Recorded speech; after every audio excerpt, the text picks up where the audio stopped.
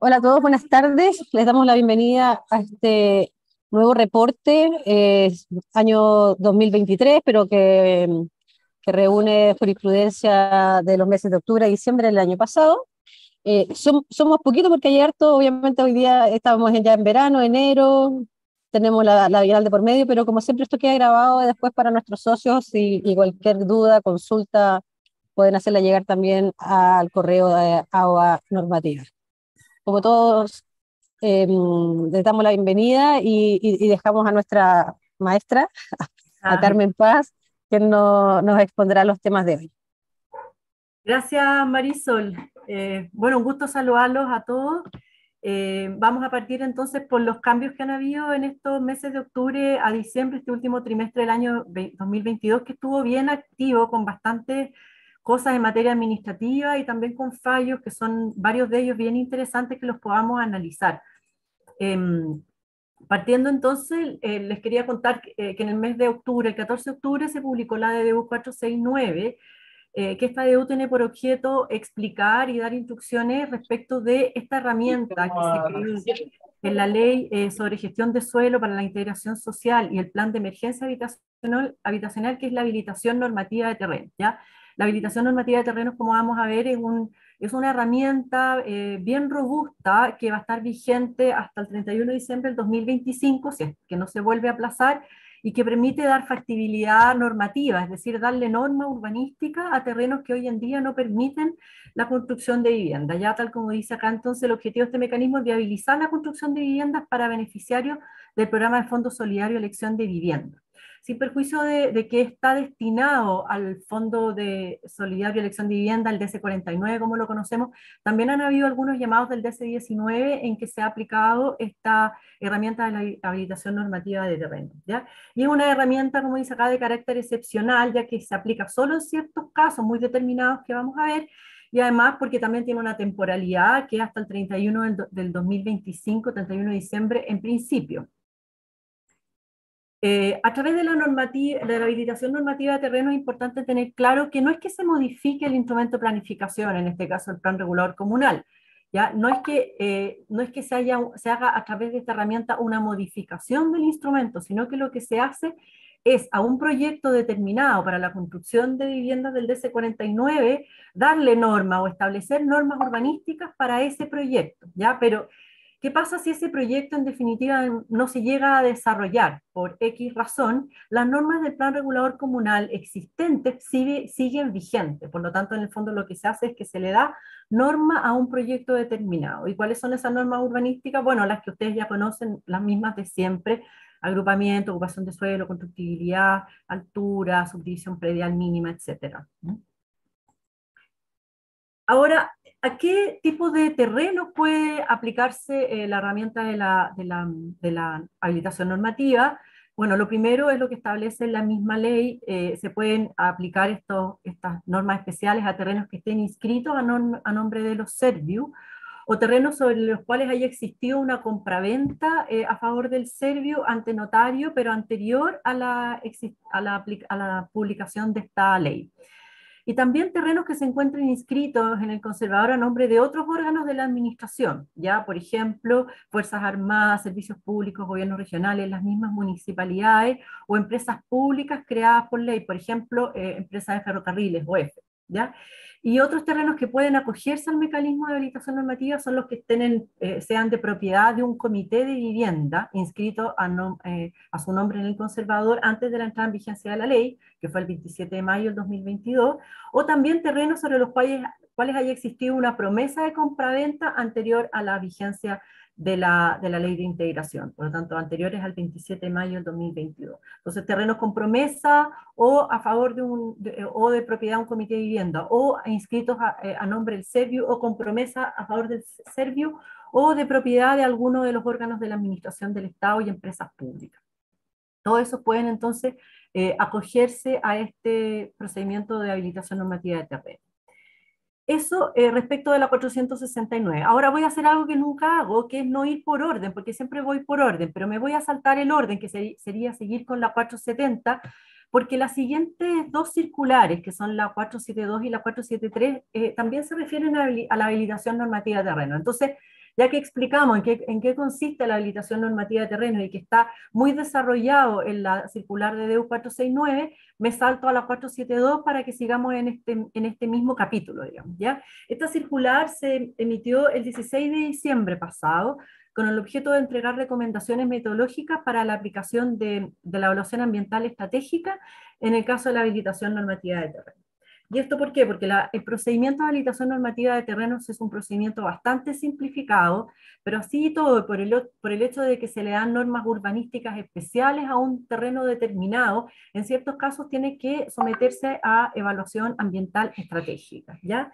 De acuerdo con el artículo 7º sobre gestión de suelo y plan de emergencia habitacional, la propuesta de normas urbanísticas especiales tiene que someterse a EAE cuando se cumplan dos requisitos copulativos, ¿ya? Entonces tienen que juntarse, digamos, copulativamente estas dos situaciones, que se encuentran algunos de los supuestos del reglamento que regula este procedimiento de evaluación, que ya está dictado, que es el DS32, y además que el proyecto contemple la construcción de más de 160 viviendas en el terreno en que se aplica este mecanismo. Entonces, siendo un proyecto de más de 160 viviendas y estando en algunos casos del DS32, voy a tener que hacer evaluación ambiental estratégica. Y acá, esto me quiero repetir. Y acá tenemos algunos de los supuestos más relevantes del DC32 que hay que considerar. Entonces, por ejemplo, que dice que se disminuye alguna de las áreas verdes del plan regulador comunal en un porcentaje igual o superior al 5%. Entonces, esta hipótesis sí va a operar cuando el predio que se habilite equivalga al menos al 5% de la superficie destinada a área verde y siempre que se permita la construcción de más de 160 viviendas. Acá tenemos entonces ambos requisitos copulativos son los que tienen que cumplirse para que yo tenga que ir a EAE.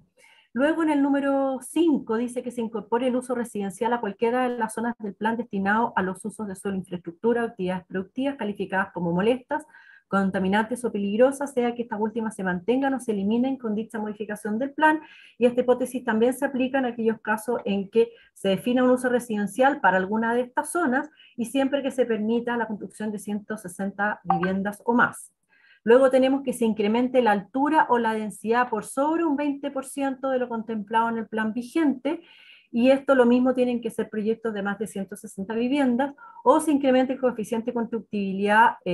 establecido en el plan por sobre un 30%, y también tienen que haber más de 160 viviendas contempladas en el proyecto. Estos son los principales casos, los otros eran la verdad que muy excepcionales, y en estos casos entonces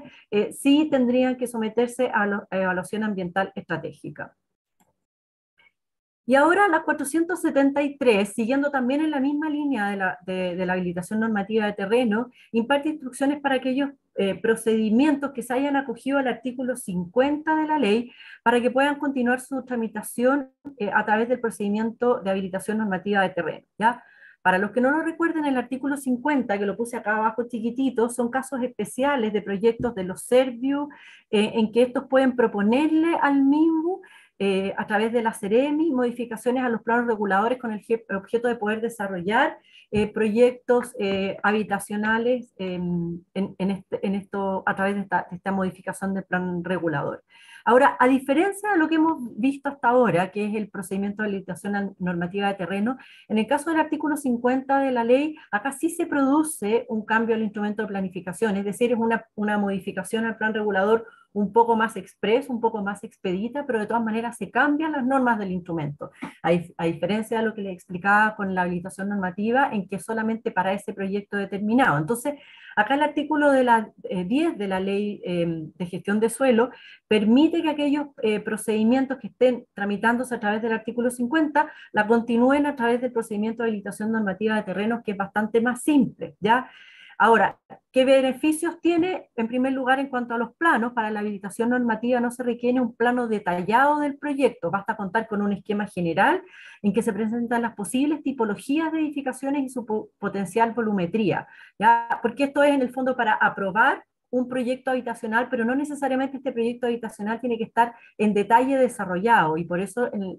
los planos son bastante más simples, los que se permiten para la habilitación normativa, y podrían acogerse entonces a este sistema simplificado los que estén en procedimiento a través del artículo 50. Y en cuanto a la evaluación ambiental estratégica, la habilitación normativa de terrenos también requerirá someterse a EAE solo en aquellos casos que vimos, es decir, cuando se construya más de 160 viviendas y estemos algunos de los supuestos del artículo 32 que vimos en los cuadros anteriores. Entonces también podría ser que en algunos casos de estos procedimientos del artículo 50, si se cambian al sistema de habilitación normativa de terrenos, no requieran evaluación ambiental estratégica, o al menos no en todos los casos. Así que con eso, bueno, dejamos atrás el tema de la evaluación de la habilitación normativa de terreno, que como yo les decía es una herramienta bien interesante con la que cuenta esta ley para efectos del plan de emergencia y que va a estar vigente hasta el 31 de diciembre del 2025 en principio. Y luego volvemos al orden normal, sigo entonces con la DDU 470, que se dictó el 21 de noviembre pasado, y que tiene por objeto aclarar qué tipo de uso de suelo corresponden a los proyectos de hidrógeno, ¿ya? Como ustedes saben, el 2129 de la ordenanza regula todo lo que son los tipos de uso de suelo para el uso de infraestructura, pero no están todos incorporados y estos son proyectos más bien nuevos. Lo mismo ha pasado también con proyectos de energía eólica, por ejemplo, en que se han dictado circulares para aclarar entonces las distintas características mediante las cuales entonces nos encontramos con este tipo de uso de suelo y cómo tienen que tramitarse. Acá nos dice lo mismo que para todos los proyectos de infraestructura, las redes o trazados de cualquiera de los componentes de estos proyectos se entienden siempre admitidos, ¿ya? Pero para los efectos de lo que son las construcciones o instalaciones, dice que dado que estos proyectos destinados a la generación de hidrógeno contemplan un proceso de transformación, las instalaciones y edificaciones correspondientes deben ser calificadas por la Seremi de Salud. Ahora, se regula en bastante más detalle lo que son estos proyectos de hidrógeno en esta DDU 470, para los que en el fondo les interese, lo pueden consultar en esta DDU, que es bastante específica sobre esta materia. Y luego tenemos la DDU 471, el 28 de noviembre del 2022, en que nos aclara un tema que había sido objeto de controversia, dado que para efectos de los humedales urbanos se puede solicitar un congelamiento, ¿ya? O una postergación de permiso similar a la que se establece para efectos de los instrumentos de planificación de los planos reguladores comunales, ¿ya? Y en el caso de los planos reguladores comunales, se pueden postergar los permisos por 3 meses y luego, si la Seremi lo permite, se puede prorrogar ese plazo hasta un máximo de 12 meses. Sin embargo, para efectos de los humedales, la ley la circular 444 de la DDU había establecido que el plazo de postergación era de 12 meses. Con esto entonces en el fondo estaba dando un plazo muy superior al que tienen los instrumentos, claro, los instrumentos de planificación, bien digo, y en este caso entonces se modifica esa circular aclarando que la postergación de permisos de subdivisión en el marco de las solicitudes de humedales urbanos, que establecía un plazo de 12 meses, solamente pueden postergarse por 3 meses, plazo que va a poder ser prorrogado hasta contemplar un máximo de 12 meses para que el Ministerio de Medio Ambiente se pronuncie respecto de una solicitud de reconocimiento de humedal urbano, siempre y cuando en el fondo en estos 3 meses se informe que efectivamente se requiere continuar con los estudios propios del humedal urbano. Y luego tenemos terminamos, esas son las DDU que se dictaron durante este periodo. No sé si hay alguna consulta respecto de las DDU para si no seguir con el dictamen de la Contraloría.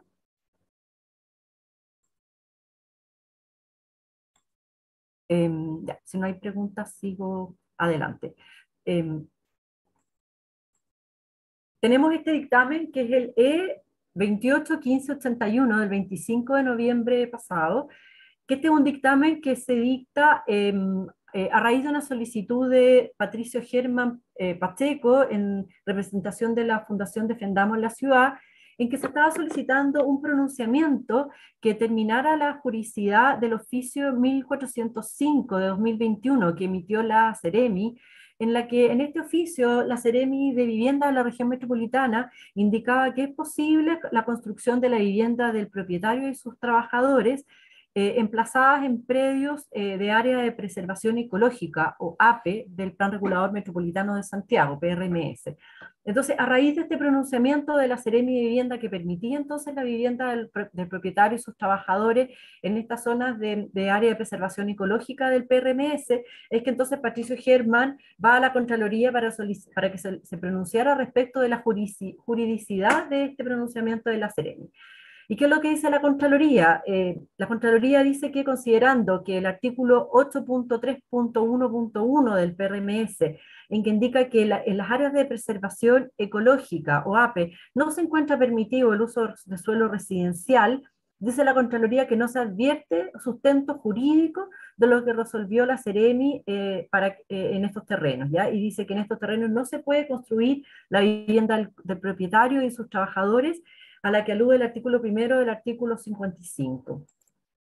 Y la Contraloría señala que la aplicación del artículo 55 de la ley no puede prescindir de la regulación territorial vigente, que en este caso es el PRMS, y en particular de las disposiciones que rigen para las APE, en cuanto a restringir en estas áreas de preservación ecológica la actividad urbana y protegerlas de la intervención en atención a su especial naturaleza y ubicación. ¿Ya? Entonces, está aplicando acá un criterio restringido, la Contraloría, y dándole preeminencia desde el punto de vista jurídico a lo que establece el PRMS en términos de proteger estas áreas de toda intervención, incluido también, tal como dice el artículo del PRMS, el que indiqué aquí, el 8.3.1.1, de no permitir entonces el uso de suelo residencial en estas áreas de preservación ecológica. Esto a pesar,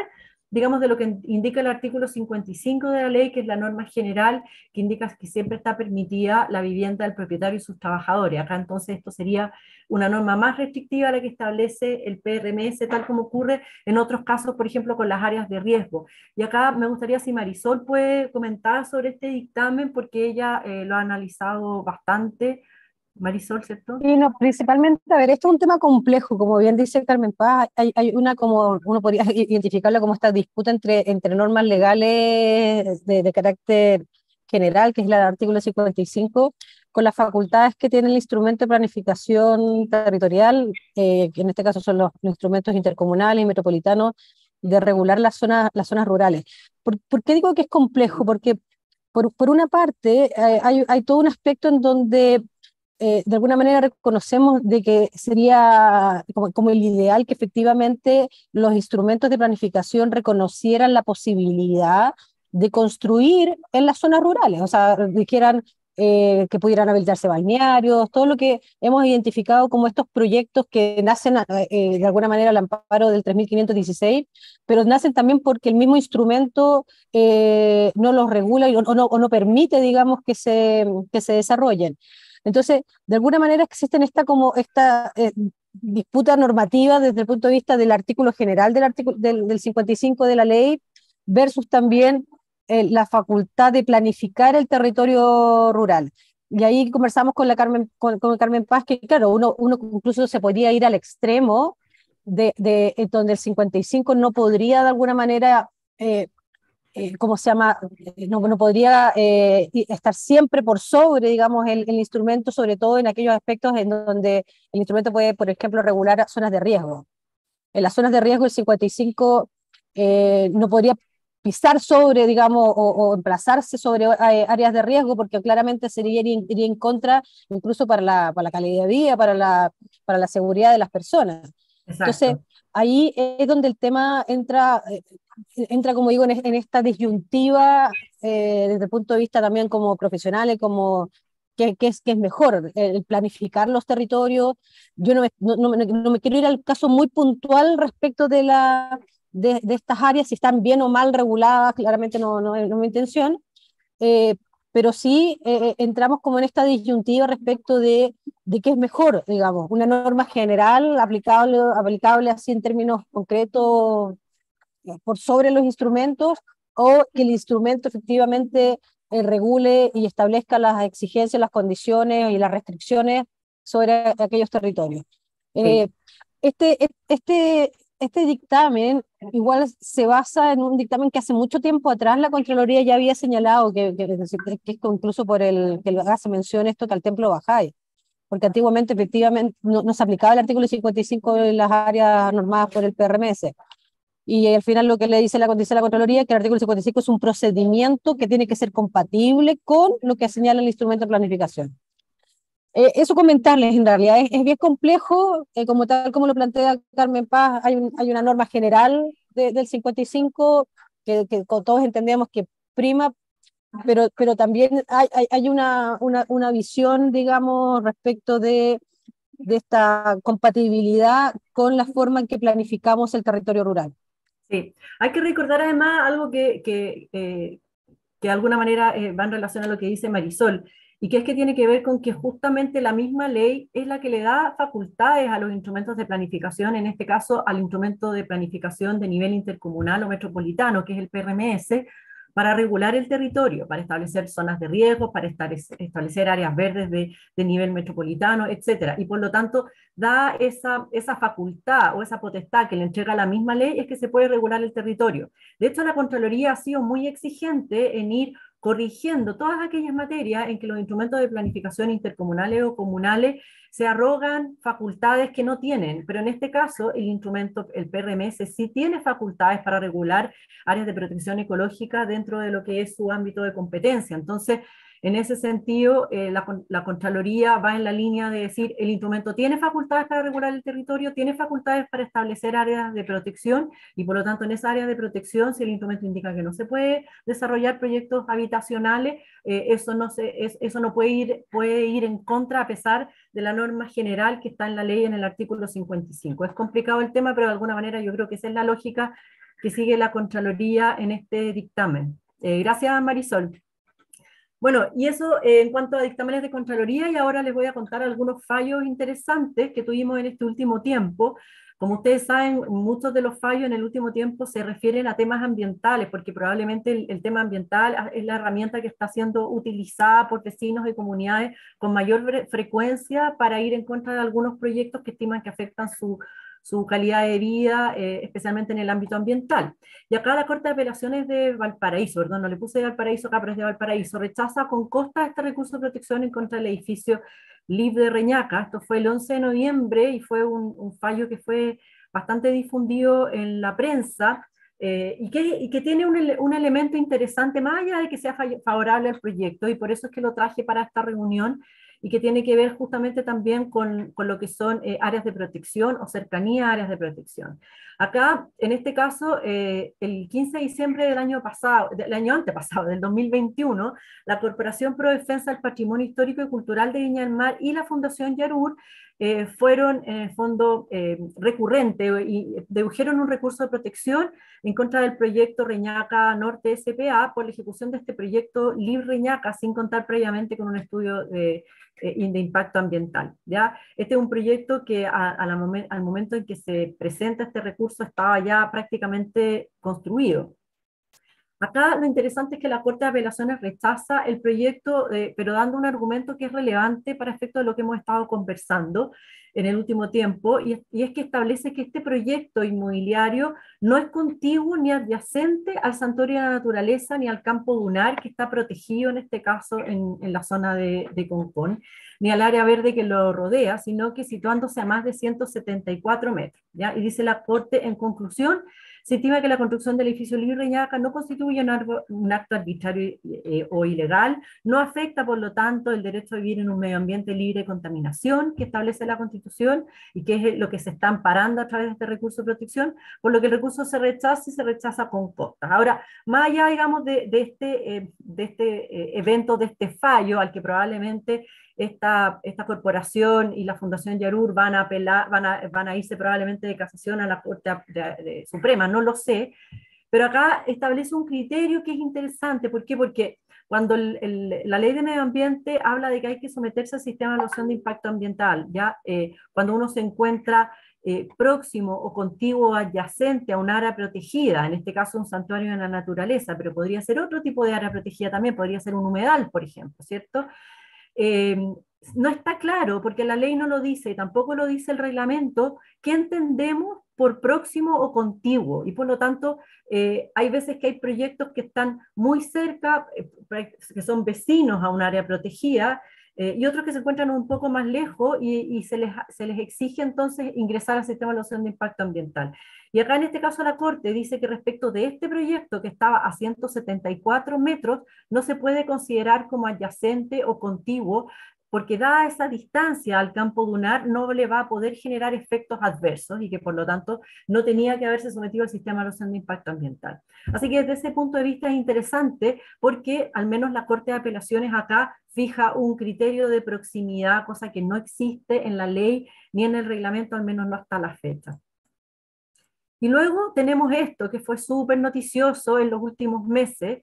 y que tiene que ver con que el SEA acogió el recurso de reclamación que presentó el titular del proyecto Egaña Comunidad Sustentable y emite un pronunciamiento el SEA que es bien interesante, especialmente para ustedes que son arquitectos respecto de lo que se entiende por efecto sombra. ¿Ya? Esto ha seguido, es como una teleserie, ya esto fue en noviembre, vamos a ver que si siguen algunas acciones en el mes de diciembre, pero desde el punto de vista, digamos, de lo que es jurisprudencia administrativa, vale la pena detenerse un poco en lo que fue esta resolución del SEA. ¿Ya? Primero recordar que en el mes de abril, la comisión del SEA, que es la integrada por los distintos CEREMI con competencias ambientales, había rechazado el proyecto por el efecto sombra que generaba en los vecinos. Ya si ustedes se acuerdan, esto fue una reunión en el mes de abril cuando los CEREMI respectivos llevaban una semana más o menos de nombramiento en su cargo y se rechazó el proyecto a pesar de que el Servicio de Evaluación Ambiental lo había aprobado previamente. ¿Ya? Este es un proyecto además que tuvo participación ciudadana, es un proyecto que ya venía culminando con todo su proceso de evaluación ambiental. A raíz de este rechazo de la comisión del SEA, la inmobiliaria presentó un reclamo ante la dirección ejecutiva del SEA. Y esta dirección ejecutiva del SEA se pronunció respecto de este reclamo el día 14 de noviembre del 2022. Y en su resolución, la directora del SEA, Valentina Durán, indica que para efectos de resolverse este reclamo tenía que revisarse la normativa relacionada con el efecto sombra y sobre la cual debe tener presente lo siguiente. Primero, les voy a decir a ustedes que esto es bien importante porque en la resolución la directora del SEA inmediatamente se va a analizar la norma de la ordenanza. ¿Ya? De la ordenanza, bueno, y también del instrumento de planificación de Ñuñoa, pero se va a las normas urbanísticas. Y la verdad es que acá en los reclamos, y es lo que ha estado también planteando la alcaldesa de Ñuñoa, se habían ido a plantear que había que aplicar normas de efecto sombra y de efecto de refractación que están en normas internacionales sobre estas materias. Y en cambio la directora ejecutiva del SEA dice, no, acá lo que tenemos que hacer es aplicar las normas vigentes del Plan Regulador Comunal y de la ordenanza. ¿Ya? Y entonces su resolución parte refiriéndose al artículo 263 de la ordenanza y especifica que el cumplimiento de rasantes, que son ángulos que se proyectan en todos sus deslindes, que en conjunto con la altura máxima, los antejardines y los distanciamientos de predios vecinos permitidos, establecidos en la ordenanza y en el plan regulador, conforma el volumen teórico del edificio proyectado en el predio. ¿Ya? Entonces parte desde lo más general, que es el volumen teórico. Dice que estas directrices de diseño tienen como objetivo salvaguardar las condiciones de iluminación y ventilación que aseguren un estándar de calidad de vida adecuado en el ambiente urbano, fin de la planificación territorial. Y esto es muy relevante porque destaca entonces en esta resolución que son estas las normas que salvaguardan las condiciones de iluminación y ventilación para efectos de los vecinos, ¿ya? Y que ese es el fin de la planificación territorial. Y con esto de alguna manera está diciendo que son estas las normas aplicables y no otro tipo de normas que se trajeron a colación en este caso. Este artículo dice, también especifica los ángulos máximos de rasantes específicos para las distintas regiones, considerando así las diferencias de los ángulos solares dependientes de las latitudes, para regiones norte, centro y sur, cosa que para nosotros es bastante obvia y conocida, pero que es importante traerla a colación porque también se están hablando acá de que la iluminación y los efectos de sombra en las normas internacionales son distintas según la latitud. Bueno, eso se recoge en la ordenanza, ¿ya? Porque el efecto sombra es distinto para las distintas zonas norte, centro y sur. Incluso en esta resolución, la directora del SEA incorpora digamos, esta figura de sombra proyectada del volumen teórico, de acuerdo con el 263, utilizando lo que está en la Ordenanza General Ilustrada, ¿ya? De manera de explicar con mayor profundidad cómo se aplica entonces el artículo 263 y la rasante en relación con el ángulo del sol en esa latitud, norte, centro y sur.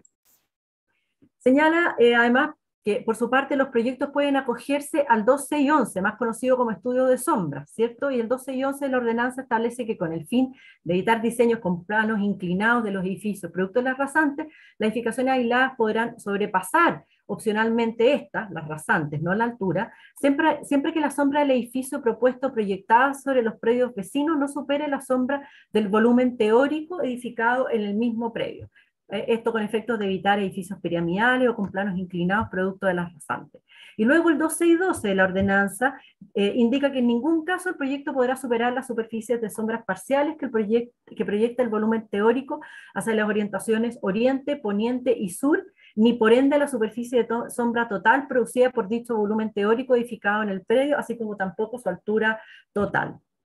Y acá incorpora esta figura que correspondería a la sombra proyectada del edificio sustentable acogido a proyecto de sombras de acuerdo al 12 y 11 y 12 y 12 de la ordenanza, ¿ya? Entonces, en conclusión, la directora del SEA concluye que queda claro que la regulación de la altura, después de, esto está resumido, ¿eh? La verdad que en la resolución de la directora del SEA, todo esto que está aquí explicado en resumen está explicado con bastante más detalle y yendo artículo por artículo explicándolo cada uno de ellos. Queda claro que la regulación de la altura de la construcción como consecuencia de las sombras son regulados en la normativa urbanística, que concluyendo con lo indicado previamente, las normas urbanísticas contenidas en la ordenanza pueden entenderse como normativa ambiental aplicable, en el sentido de que regula la cantidad del recurso de luz natural y sol directo que le va a llegar a cada predio vecino, considerando además la latitud y la diferencia de llegada del sol dependiendo de cada región, ¿ya? Y que por lo tanto, para esta dirección ejecutiva, se estima que este conjunto de normas urbanísticas de la ley, la ordenanza y el respectivo instrumento de planificación son suficientes para descartar efectos adversos significativos para el ambiente urbano en relación a iluminación, en consideración a la duración o magnitud de este efecto sobre los predios vecinos. Entonces, asimismo, dice, el ambiente urbano y por lo tanto los grupos humanos urbanos se deben entender desde su propia lógica y no de la misma forma que lo son los ambientes rurales y naturales. En consecuencia, debe entenderse desde esta diferencia todo lo que tiene que ver con los sistemas de vida de un lugar determinado, en este caso un área urbana. Y esto es muy relevante porque acá está diciendo en esta resolución, por una parte, que las normas ambientales aplicables a este tema, la iluminación, son las normas de la ordenanza, de la ley de la ordenanza y el instrumento de planificación, por lo tanto, las normas de sombra, de los estudios de proyección de sombra, de rasantes, etcétera, y asimismo que estas normas son aplicadas de esta manera considerando que los efectos que se generan sobre grupos humanos en las áreas urbanas son distintos que en las áreas rurales, y por lo tanto se entiende de alguna manera que efectivamente la construcción genera ciertos efectos y que estos efectos son permitidos en la medida que cumplan con las normas urbanísticas que son las establecidas en la ley de ordenanza y los instrumentos. Entonces, es una resolución muy buena desde el punto de vista jurídico, ya que es apegada a la norma, ya que efectivamente estos son efectos de las construcciones que están considerados en la ordenanza y la ley. Si se quisieran otros efectos más restrictivos, lo que habría que hacer es modificar la ley o modificar la ordenanza, o los mismos instrumentos de planificación establecen distintas normas de altura, ¿cierto? Y estas normas se aplican en virtud de ellos. Por lo tanto, es una resolución muy positiva, ya que no era el único caso en el que se estaban apelando a los efectos de sombra sobre predios vecinos respecto de los instrumentos de planificación. Ahora, recientemente en el mes de diciembre, la alcaldesa, no, ahora creo que fue en enero, la alcaldesa de Ñuñoa, Emilia Río, presentó una reclamación en contra de esta resolución de la dirección ejecutiva que calificó ambientalmente este proyecto favorablemente, y según el recurso, el titular para identificar los efectos de luminosidad y refractación utilizó un programa computacional de proyección de sombras que es Butterfly Diagram, los cuales muestran la proyección de sombras acumulada que se genera en un espacio tridimensional y que señala nuevamente la alcaldesa, a pesar de la resolución del SEA, que si bien no existe una normativa ambiental sobre efectos lumínicos en el medio urbano, sí existen estándares o normativas en el marco internacional que pueden ser traídas a colación para elaborar un modelo que permita descartar impactos significativos. Entonces es como que vuelve atrás, es como que vuelve a alegar lo mismo que ya se alegó durante el proceso de evaluación ambiental, que son estas normas o estos programas computacionales que se utilizan en otros países, pero que la verdad es que en el caso de Chile, la directora del CEA indicó que las normas ambientales son las de la ordenanza y de la ley, ¿ya? Así que bueno, ahora hay que ver finalmente, esto me lo voy a saltar porque está muy en detalle, pero hay que ver si es que el SEA acoge o no a tramitación este reclamo de la alcaldesa. En caso de declararlo admisible, va a tener que resolver este recurso. Y de lo resuelto se puede apelar ante el Tribunal Ambiental de Santiago, con lo que nuevamente entonces esto entra en un proceso, digamos, de judicialización. Por otro lado, además, esto está a la espera de un fallo en la tercera sala de la Corte Suprema, que es una reclamación anterior que había presentado el titular de este proyecto, que está en la tercera sala y que ustedes deben haber escuchado que justamente hubo una solicitud de inhabilitación de uno de los jueces de la tercera sala de la Corte Suprema, que es el juez Muñoz, porque su hija había comprado unos departamentos de este proyecto y por lo tanto tendría que haber sido inhabilitado y fue acogida la inhabilitación. Así es que está pendiente la vista de esta causa. Y además, en paralelo, ocurrió otro tema con esto y que está en este minuto en la Contraloría con la presentación y que fue dado a conocer por Pulso, la presentación de una de las personas que participó en un chat en el que se habían puesto de acuerdo los distintos CEREMI y otras autoridades para rechazar este proyecto sin de alguna manera presentar argumentos que tuvieran que ver con materias técnicas del proyecto, sino que más bien probablemente por un rechazo por razones de otro tipo, ¿ya? Así es que, bueno, es un caso que todavía está en proceso, como ustedes ven, pero desde el punto de vista de lo técnico, yo creo que la resolución del SEA es bastante importante en términos de que toda esa fundamentación podría ser también aplicable a otros casos, a otros proyectos que estén en situaciones similares en que se haya alegado respecto de las sombras que generan sobre vecinos. Y acá tenemos otro caso en que la Corte Suprema, acá se acoge un recurso de casación en un proyecto en Puertecillo. Los reclamantes plantearon que este proyecto de parcelas afectaba a un humedal. En cuanto a la naturaleza de este proyecto, los titulares habían manifestado que se trataba de una venta de parcelas del 3516 y no un desarrollo urbano. Son 295 lotes y que se contempla entonces agua potable para abastecer a 1.480 personas y que este sistema de provisión de agua potable y se iba a utilizar utilizando aguas superficiales y no las aguas que podrían afectar al humedal, que son aguas subterráneas, ¿ya? Sin embargo, la fiscalización del Servicio de Medio Ambiente constató la ejecución de obras de evacuación de aguas lluvias, caminos internos, plantas de tratamiento, canalización de servicios eléctricos y en virtud de ello, la Corte Suprema señala que es irrelevante si las aguas que se extraen son superficiales o subterráneas, ya que todo ello finalmente afecta a la cuenca en estudio y por lo tanto afecta a este humedal declarado, y por lo tanto estableció una multa de 5.001 unidades tributarias anuales, que son aproximadamente 3.500 millones de pesos, por el inminente perjuicio o daño ambiental a la cuenca que conforman el humedal y estero Topocalma, y dispone además como medida cautelar la prohibición de realizar nuevas ventas de predio en este proyecto de parcelación.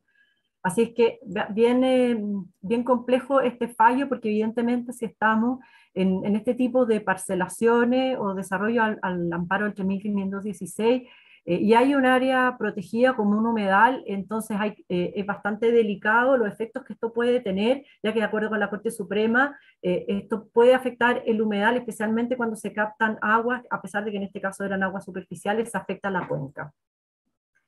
Y tenemos acá también un pronunciamiento, en este caso del Tribunal Ambiental, por una declaración urbano en Quilicura. Esto fue el 24 de octubre del 2022. Y esto tiene efectos bien interesantes, este pronunciamiento del Tribunal Ambiental, ya que vamos a ver que de alguna manera el Tribunal Ambiental pone de alguna manera en relevancia los requisitos que se tienen que cumplir para declarar un humedal urbano. Acá, el 24 de junio del año 2021, el Ministerio de Medio Ambiente dictó la resolución que reconoció este humedal de Quilicura, cuya superficie total es bien amplia, es bien grande, son 468 hectáreas, ¿ya? En esta declaratoria de humedal se afectó a varios propietarios de estos terrenos. Uno de ellos es Inmobiliaria Los Silos y otros más. Y ellos justamente presentaron este recurso de reclamación ante el Tribunal Ambiental porque a pesar de que ellos habían presentado bastantes antecedentes técnicos demostrando, de acuerdo a su criterio, que buena parte de este territorio no corresponde a las características de humedal, ellos no fueron acogidos por el Servicio de Medio Ambiente y de todas maneras se declaró esta superficie bastante extensa, afectando entonces a muchos de estos terrenos. Acá se ve, digamos, en este diagrama que está en el propio fallo del Tribunal Ambiental, cuáles son los motivos o las controversias que había respecto de esta declaratoria. Los argumentos de la reclamante y las alegaciones tenían que ver con, primero, la fundamentación del acto reclamado y la consideración de los antecedentes aportados en el procedimiento administrativo, porque ellos reclamaban que solamente se tomaron en consideración los argumentos presentados por la municipalidad y por algunas organizaciones ambientales, y no los argumentos técnicos presentados por los propietarios de los predios afectados por esta declaratoria, ¿ya? Luego, está también la controversia respecto de la delimitación del humedal urbano, que es uno de los elementos fundamentales, ya que justamente a partir de los fundamentos que fueron presentados por los propietarios, es que ellos estiman que este humedal debió tener una superficie bastante inferior a la que fue declarada de 468 hectáreas. Y finalmente la controversia número 3, que tiene que ver con la vulneración del derecho de propiedad de estos reclamantes, ¿ya? Ahora, sobre estos elementos, la Corte Suprema se refiere al tema de la delimitación del humedal, indicando que de acuerdo con el reglamento de la ley de humedales, se tiene que cumplir al menos algunos de los siguientes criterios para declarar un humedal. Presencia de vegetación hidrófita, presencia de suelos hídricos con mal drenaje o sin drenaje, y un régimen hidrológico de saturación, ya sea permanente o temporal, que genere condiciones de una inundación periódica. Acá los reclamantes presentaron bastantes antecedentes reclamando de que en este caso no se cumplían con estas condiciones, tanto de vegetación como de vegetación hidrófita como de inundación.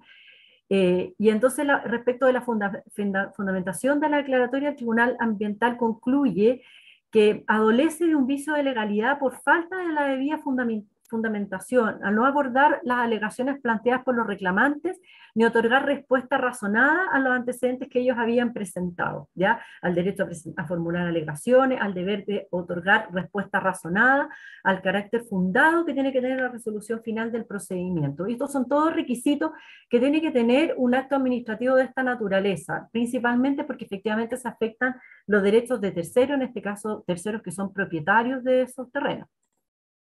Y en cuanto a la delimitación del humedal, que es el segundo tema, en tanto dice la Corte que, el Tribunal Ambiental, en tanto la resolución reclamada carece de una debida fundamentación, no resulta posible conocer del fondo de las alegaciones planteadas por los reclamantes. Es decir, dice, ya que no hay suficiente fundamentación respecto de las alegaciones, no nos podemos pronunciar respecto si la delimitación es correcta o no.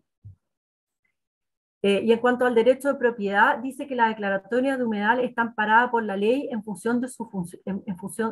en relación a su función social, y que la declaratoria de humedales no impide la ejecución de actividades o proyectos. Dice que la finalidad de la ley de humedales es proteger estos humedales urbanos, y que si se llegase a ejecutar un proyecto o actividad en o próximo a estas áreas protegidas, tiene que definirse la pertinencia de su ingreso al CIA y desarrollar sus acciones bajo estándares acordes con la declaratoria de humedal, incluyendo la adopción, por ejemplo, de medidas de compensación. Ahora, esto está pendiente porque hasta la fecha no se han fijado cuáles tendrían que ser las condiciones o las medidas de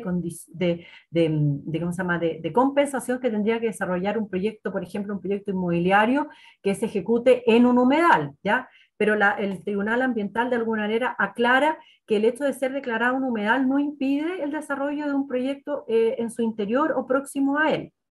En consecuencia, sí acoge el primer elemento, es decir, de que este acto no fue lo suficientemente fundado y que por lo tanto tiene que retrotraerse el procedimiento hasta la etapa de emitirse una nueva ficha de análisis en la que sí se consideran los antecedentes aportados en relación a la fundamentación, de la delimitación y elaboración de la cartografía del humedal, ¿ya? Y sobre la base de esa nueva ficha, la reclamada procederá a dictar una nueva resolución exenta, entregando respuesta razonada a las personas que participaron del periodo para la presentación de antecedentes adicionales. Y esto, bueno, si bien es para este caso de Quilicura, este caso del Tribunal Ambiental sienta un presente muy importante para lo que son las declaratorias de humedales o también para tomar este fallo como jurisprudencia para otros casos en que se hayan declarado humedales sin contar con los suficientes antecedentes, porque la verdad es que se han declarado cientos de miles de hectáreas en todo el país, lo que está bien proteger las áreas protegidas que son efectivamente humedales, pero en algunas ocasiones puede haber ocurrido que también se hayan afectado otros territorios que no cumplen con estas características. Por lo tanto, eso es importante que se cumpla con los requisitos establecidos en la ley. Y acá tenemos dos recursos de protección, dos fallos de la Corte Suprema que son sumamente importantes y que tienen que ver con situaciones de tomas ilegales, ¿ya? Y que es importante entonces revisarlos. Tenemos primero este que tiene que ver con una toma de un campo en el sur, y luego tenemos este otro que tiene que ver con una toma ilegal en un terreno en Viña del Mar. Este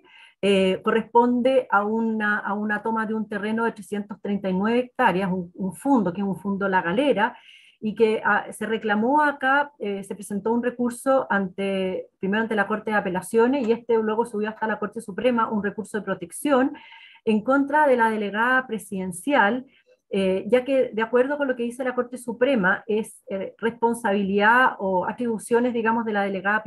presidencial velar porque en el territorio se respete la tranquilidad, el orden público y el resguardo de las personas y bienes, y requerir del auxilio de la fuerza pública en el territorio de su jurisdicción en conformidad a la ley. Y acá dictado con estas normas, de acuerdo con lo que señala la Corte Suprema, y acá están los considerandos en detalle, se confirma la sentencia apelada en el sentido de que efectivamente acá la delegada presidencial, a pesar de que la Fiscalía había fallado y el Tribunal Penal había fallado que se tenía que desalojar este campo con el auxilio de la fuerza pública, la delegada presidencial no había otorgado, no había dado la instrucción de actuar a la fuerza pública en este caso. Y es por eso que entonces, en el fondo, de alguna manera, a pesar de que se había establecido en el juicio penal el delito de usurpación de este campo, la autoridad, en este caso administrativa, no había dado esta instrucción a Carabineros de Chile. Y entonces acá la Corte Suprema está indicando que es su obligación y que de hecho si no actúa de esta manera, perdón, se configuraría, como dice acá en este segundo párrafo, en el considerando octavo, una figura de desacato de su parte y consecuentemente un incumplimiento de sus deberes legales y constitucionales. Así que desde ese punto de vista es un fallo bien importante. Y luego tenemos este otro, que es del 29 de noviembre, también de la Corte Suprema, en el caso de la toma a La Jarilla de Reñaca Alto, y este fallo sí es bien importante porque acá hay un cambio de criterio respecto de algo que habíamos visto hace justo un año atrás, también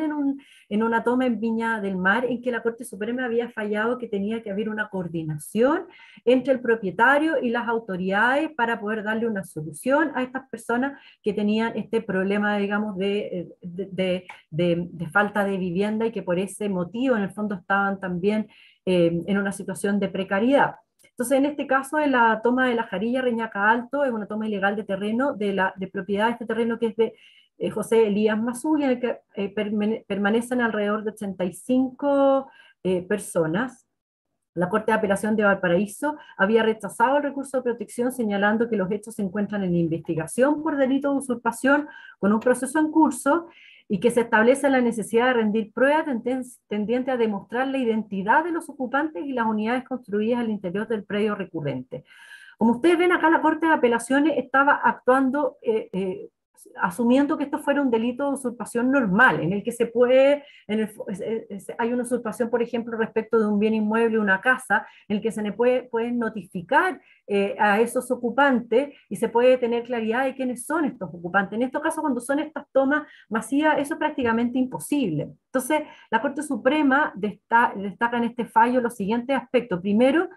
el aumento sostenido de los asentamientos ilegales o irregulares a nivel nacional, ya sea de bienes fiscales o privados, vinculado a un problema social de falta de vivienda o de déficit habitacional, así como la afectación de personas que no son responsables de dicho suceso, que son los propietarios de estos terrenos. Luego señala la construcción en esos sitios de viviendas precarias para sus ocupantes, en muchos casos adultos mayores, niños, niñas y adolescentes, lo que amerita una especial preocupación de las autoridades pertinentes y solución a tal problemática social. Señala la misma Corte Suprema, tal como yo les indicaba, hace un año atrás había centrado sus determinaciones en la necesidad de coordinación de las autoridades para remediar estas tomas ilegales de terreno. Señala la Corte cumplimiento que no ha tenido el resultado esperado y lleva a plantear un nuevo camino, un nuevo camino teniendo en vista el derecho de propiedad e igualdad de los propietarios de los terrenos afectados, como también de la dignidad y necesidades a satisfacer los derechos de las personas ocupantes en cuanto a sus necesidades de vivienda. ¿Ya? Señala asimismo la falta de celeridad en la tramitación de las distintas acciones legales para obtener la restitución de un terreno ocupado de manera irregular, principalmente el delito de usurpación. ¿Ya? Los derechos de uso y goce de los titulares de propiedad se ven mermados a causa de la prolongada tramitaciones de estos procedimientos por diferentes razones derivadas de la imposibilidad primero de poder identificar a sus ocupantes si son tomas masivas y de su compleja notificación. Es decir, ya es difícil notificar en un juicio normal de usurpación, luego poder notificar personalmente ya a estas personas a través de los sistemas con los que cuenta en este caso el sistema que son los receptores judiciales es prácticamente imposible, ¿ya? O al menos eternamente largo. En el ámbito penal se ha omitido toda política de persecución efectiva de las conductas criminales que es posible investigar ante tales sucesos y en su caso también políticas sociales efectivas. Y por lo tanto la Corte señala y destaca en su fallo los siguientes aspectos, que se acoge el recurso de protección y se disponen las siguientes medidas. Primero, la totalidad de los ocupantes deben hacer abandono del inmueble disponiendo un plazo máximo de 6 meses.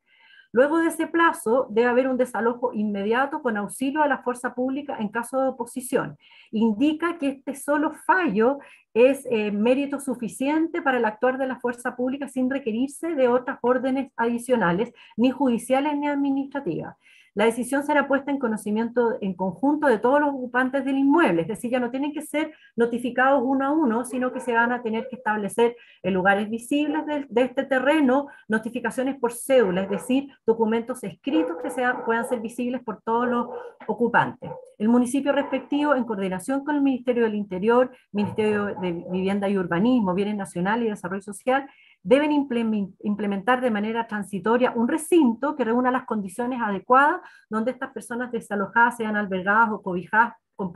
posterioridad al lanzamiento, y se oficia al Ministerio de Interior y Seguridad Pública con la finalidad de velar que el desalojo, en caso de ser necesario, sea ejecutado bajo condiciones de respeto y dignidad, especialmente niños, niñas, adolescentes y adultos mayores. Acá se está mirando también la vulnerabilidad que pueden haber dentro de estas familias ocupantes, especialmente niñas, niños, adolescentes y adultos mayores, y desde este punto de vista, la Corte pone énfasis en respetar los derechos humanos de estas personas, de manera que al momento de ser desalojados sean también adecuadamente protegidos los derechos de estas personas, sus derechos humanos, y especialmente los de niños, niñas, adolescentes y adultos mayores. Así que bueno, y ese ya lo vimos. Ahora, es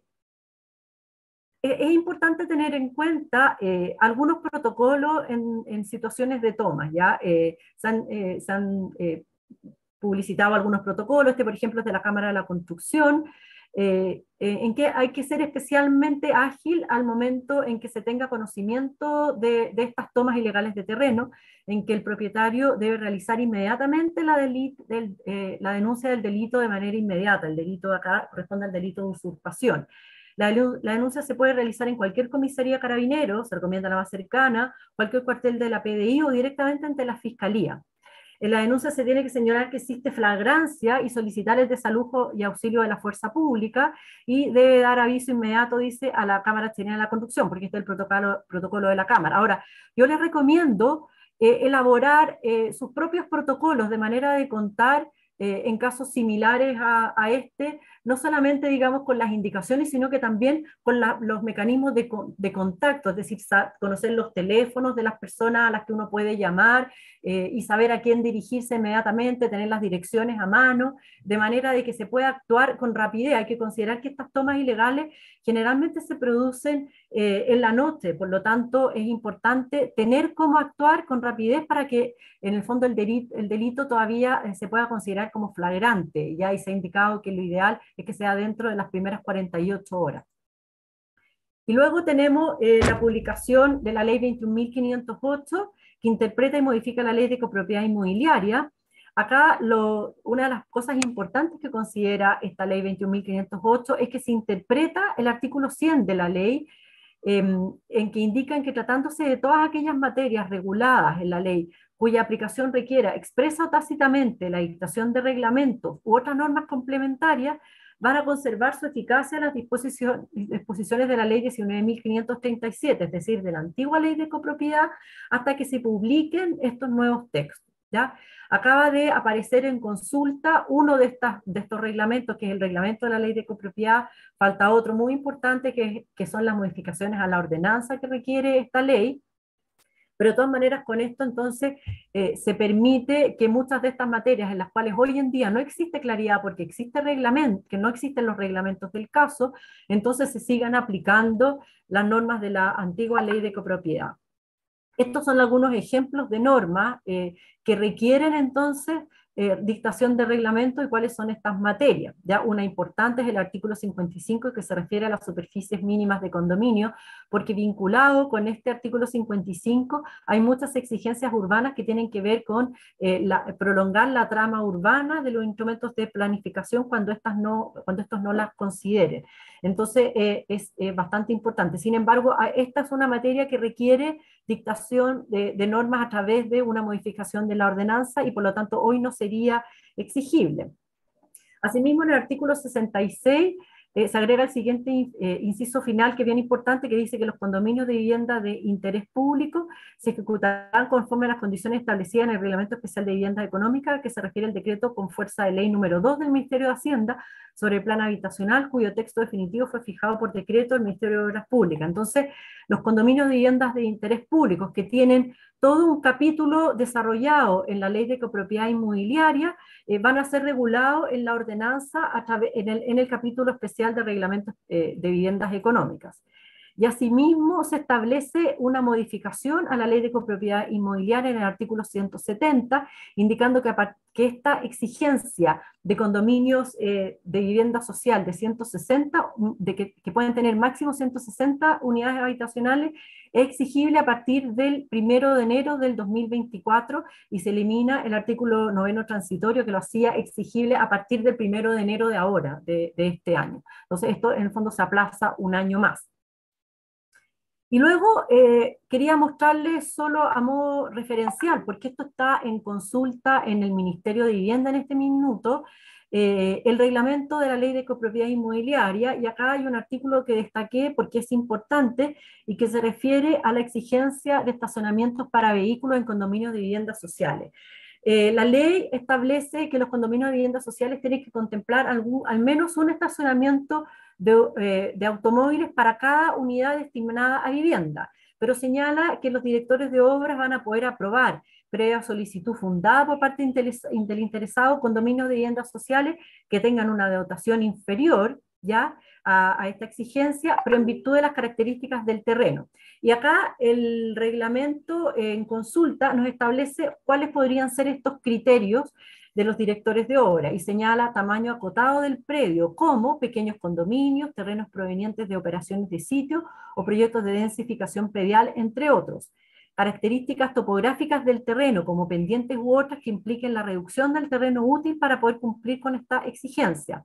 Proyectos que se emplacen en predios urbanos con una vivienda económica o lotes provenientes de operaciones de sitio, y proyectos relacionados con monumentos nacionales, zonas típicas o inmuebles o zonas de conservación histórica, o que se emplacen al costado de vías de más de 100 años de antigüedad.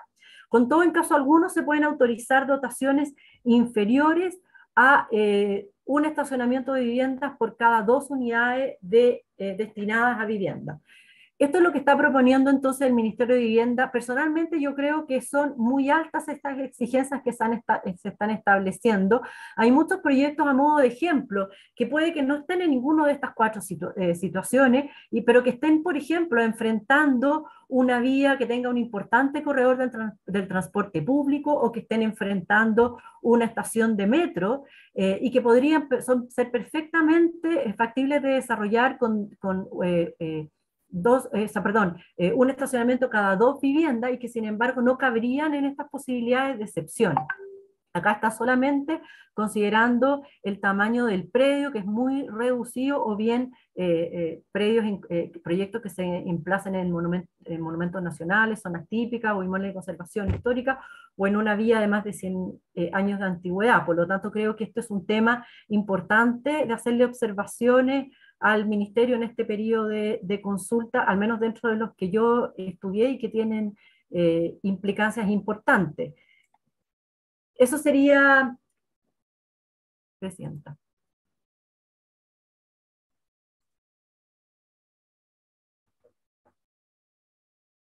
No sé si hay alguna pregunta.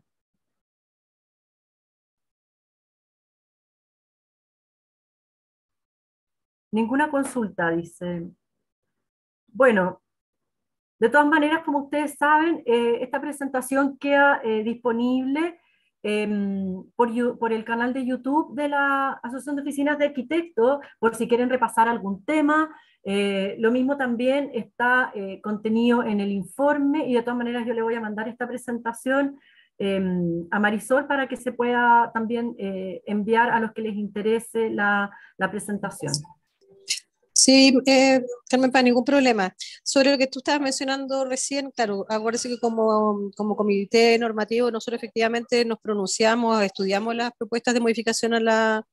que están en consulta ciudadana, lo estamos haciendo también con los planes maestros de regeneración y otras, así que es parte de las observaciones que estamos emitiendo. Sí. De todas maneras, el reglamento que se está consultando en este momento tiene varias materias,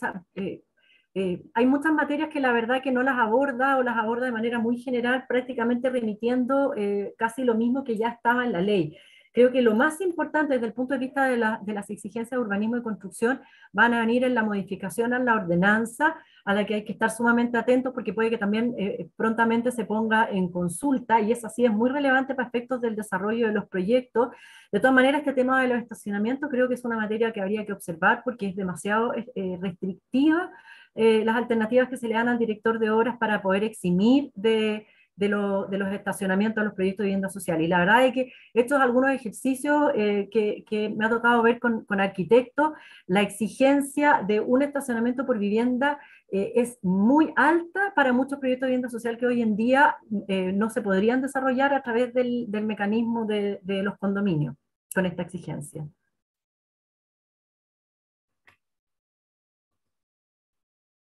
Eso sería, Presidenta.